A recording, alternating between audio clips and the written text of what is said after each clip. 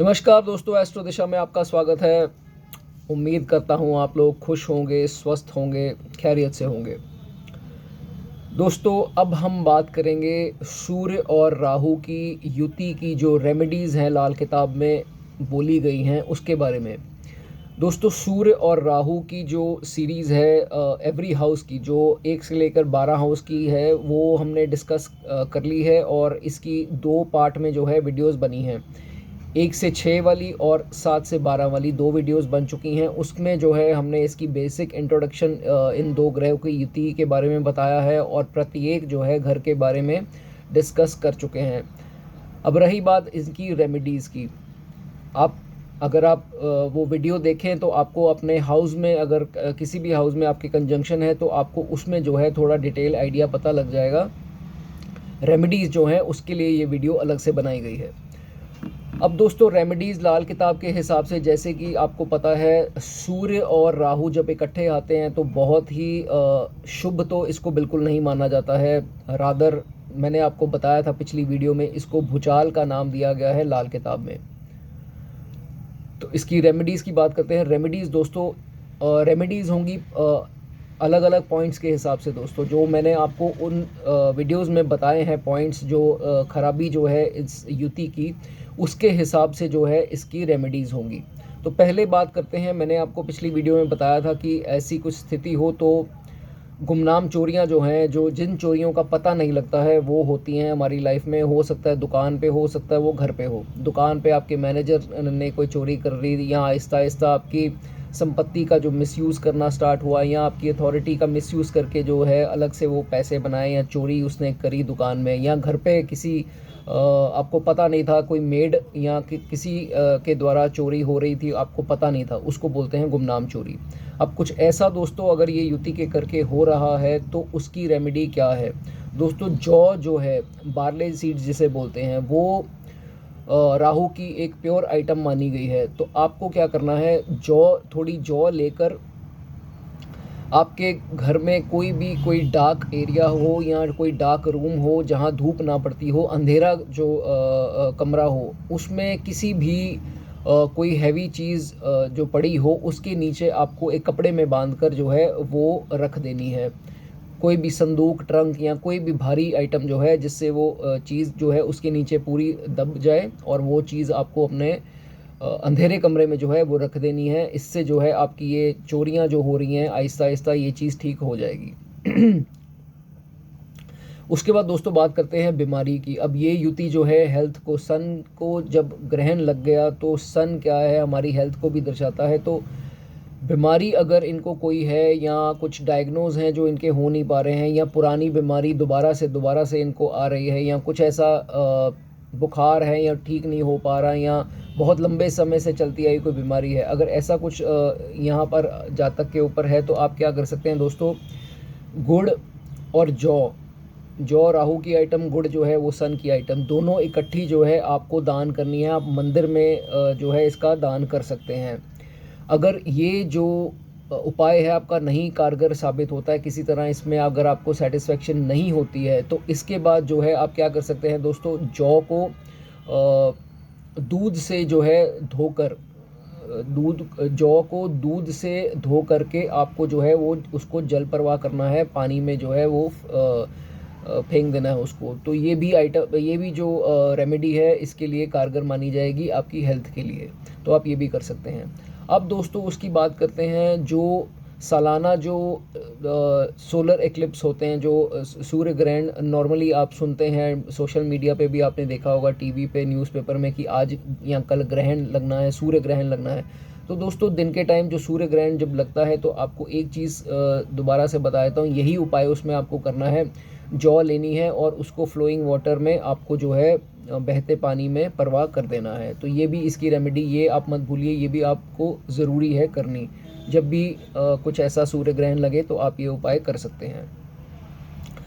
अब दोस्तों बात करते हैं कुछ केसेस में, कुछ ऐसे भाव में, छठे या खासकर 8वें भाव में बहुत ही ये योग बुरा माना जाता है। तो ऐसा हो सकता है कि, या 12वें में भी कुछ हॉस्पिटलाइजेशन के योग दे दे और मृत्यु होने जैसी संभावना बन जाए या बहुत ही ज़्यादा क्रिटिकल पोजीशन में जो है जातक पहुंच जाता है और बार बार हॉस्पिटलाइजेशन के योग आ रहे हैं और इस बार हॉस्पिटलाइजेशन में बहुत बड़ा कुछ सर्जरी कुछ ऐसा कुछ बन गया, सिस्टम योग बन गया।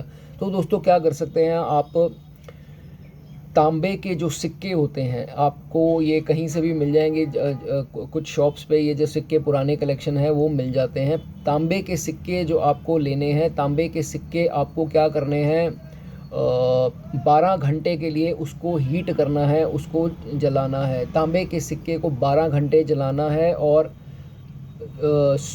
नेक्स्ट डे जो है वो आपको क्या करना है, यही सिक्के जो हैं उनको जल प्रवाह कर देना है। आप ये कोयले के ऊपर भी इसको सेक सकते हैं, भट्टी कोयले की जो होती है, जो कच्चा कोयला होता है उसके ऊपर इसको कर सकते हैं। और जब वो 12 घंटे हो जाएं एटलीस्ट, तो उसके बाद आपको ये सिक्के जो हैं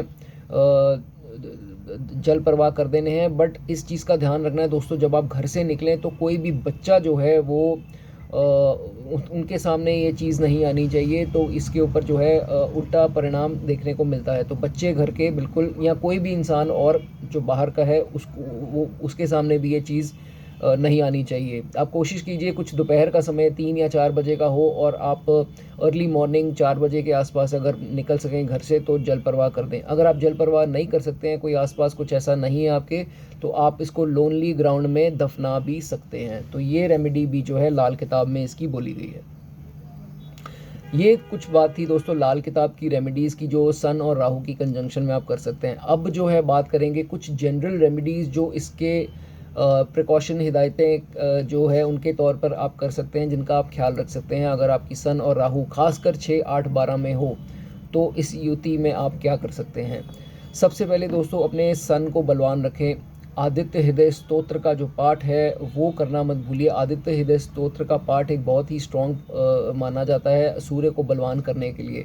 आप हो सके तो सुबह 8 बजे से पहले करें, नहा धोकर स्वच्छ होकर जो है आप ये चैंट करें। और बहुत ज़्यादा लंबा नहीं है, इसमें यूट्यूब में आपको इसकी वीडियोस मिल जाएंगी, कुछ 10-15 मिनट का पाठ है, आप ये कर सकते हैं। और सूर्य नमस्कार करें सुबह रोज़, सूर्य को अर्घ दें, जल दें सूर्य भगवान को। और ये भी एक सूर्य को बलवान करने के लिए अच्छा जो है अच्छी रेमेडी मानी जाती है। राहु को भी जो है दोस्तों अपने ख़राब मत होने दें। एक तो नीले और काले वस्त्र कम से कम पहने, और गॉसिपिंग की आदत दोस्तों बिल्कुल आप निकालिए। अगर आप लेडीज़ की कुंडली में है तो खासकर लेडीज़ की कुछ की आदत होती है, जैसे कुछ गॉसिपिंग इत्यादि की। दोस्तों अगर आप किसी की भी, मेल और फीमेल किसी की भी कुंडली में, और अगर आप गॉसिपिंग करते हैं, किसी की चुगली निंदा करते हैं और ख़ासकर उसके मुंह पर मीठा रहकर और उसकी बुराई, बैक पे उसकी बुराई करते हैं किसी भी रिश्तेदार या दोस्तों के संग, तो दोस्तों ये राहु आपका यहाँ ख़राब होता है। आपको जो है ये युति जो है यहाँ पर बुरे परिणाम दे सकती है। आपको अपनी नेचर में जो है सुधार लाना होगा, थोड़ा स्पिरिचुअल धार्मिक रहना होगा और थोड़ा सा स्ट्रेट फॉरवर्ड आपको रहना होगा। तो गॉसिपिंग आपको कंट्रोल करनी है। छोटे मोटे इश्यूज़ कोई हो गए उससे परहेज़ करना है, कि कोई भी घर में छोटी बात होती है तो आप बहुत ही ज़्यादा उसको हाइपरली ले लेते हैं, या बहुत ही ज़्यादा उसमें कुछ रिवेंज जो है वो लेने की कोशिश करते हैं और किसी प्रकार से छोटी छोटी बात का विवाद बना देते हैं। तो ऐसा करने से बचिए, ये भी जो है आपको अच्छे रिजल्ट नहीं देगा। लेट गो करने की जो है आदत सीखिए। मीन राशि जैसे किसी भी प्रकार का कुछ ऐसा इश्यूज़ होता है, कोई बात नहीं, जाने दो जाने दो। देखिए दोस्तों, अगर आप जाने देंगे तो उल्टा हो सकता है भगवान आपकी मदद किसी ना किसी प्रकार से करे।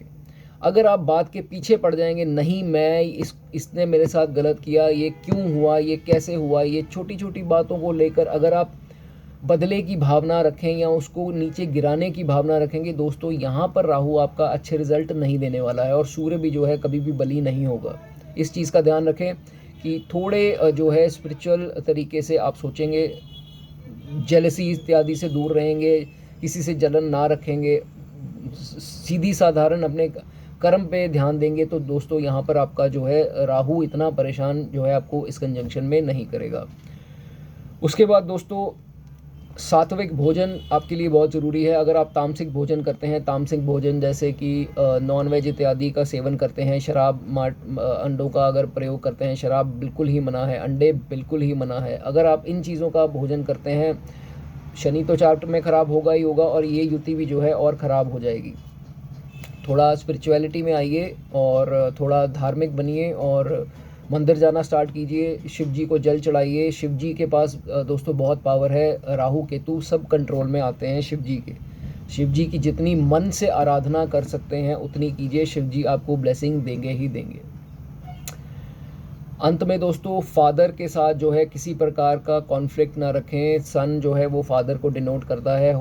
नेचुरली इसमें इस कंजंक्शन में दोनों के वाद विवाद बनने नेचुरल हैं, बट जितनी कोशिश हो सके फादर के साथ अपने रिलेशंस अच्छे रखें, उनके फीट टच करें, उनसे ब्लेसिंग्स लें और उनके साथ किसी प्रकार का जो है मन मुटाव जो है वो आप ना रखें, तो जो है सन भी आपका यहाँ पर ठीक रहेगा।